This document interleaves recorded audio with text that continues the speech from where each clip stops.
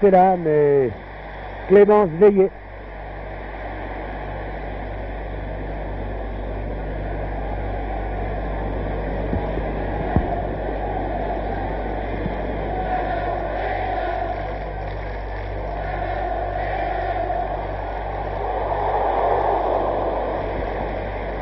C'était une passe plutôt dangereuse de Monker à son gardien de but, car Keegan, toujours lui, était en embuscade.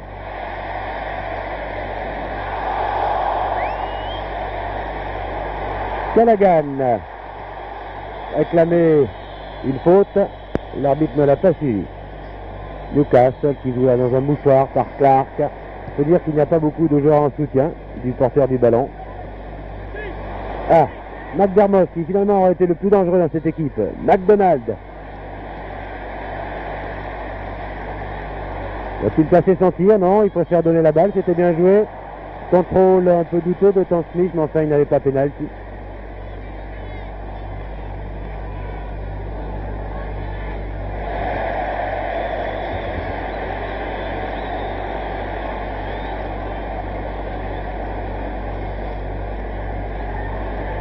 Et 6 pour son gardien. Alors que j'ai l'impression qu'un joueur s'échauffe.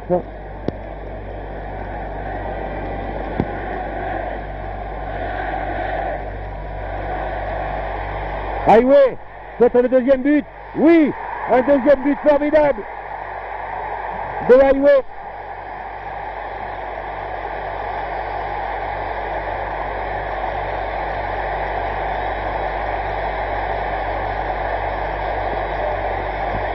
« 75e minute, nous allons revoir, vous voyez ce contrôle de la poitrine et comment il a réussi à croiser sa balle et à prendre un contre-pied McFaul.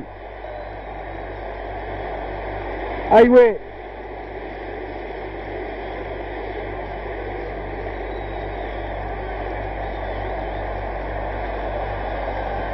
Et Liverpool mène maintenant par 2-0 alors qu'on procède à un remplacement dans l'équipe de Newcastle. C'est de bonne guerre car maintenant presque tout est perdu, il reste un quart d'heure de jeu. Et Liverpool mène par 2-0. Et c'est Tommy Gibb qui est entré sur le terrain pour essayer de réveiller un peu cette équipe de Newcastle qui, il faut bien le dire, déçoit un peu. Elle n'a pas été très dangereuse depuis le début. Et c'est toujours Liverpool qui attaque.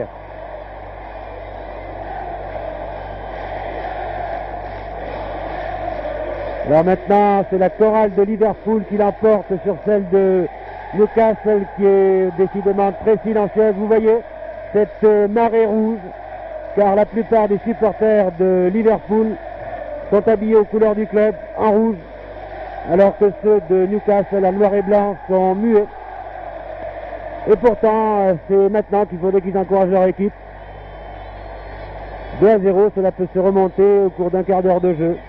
Mais pour l'instant, Newcastle n'a pas donné l'impression de pouvoir marquer un but, même le fameux McDonald, qui n'est pas aujourd'hui la terreur annoncée à l'extérieur. Monsieur, un but par match, n'a pratiquement jamais été en position de tir.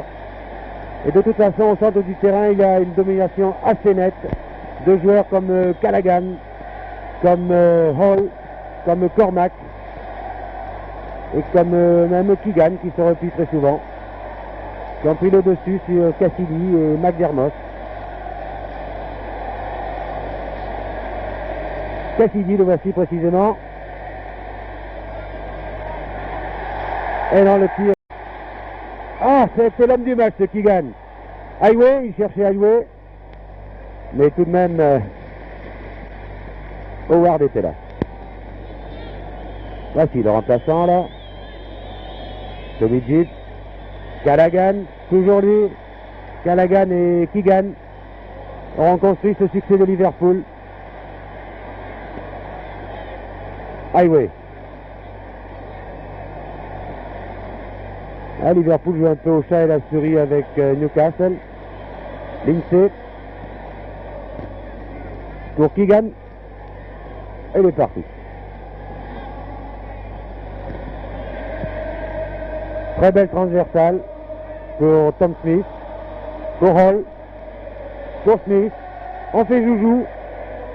C'est bien joué. Non, il n'y a pas hors-jeu de Hall. Et but de Keegan.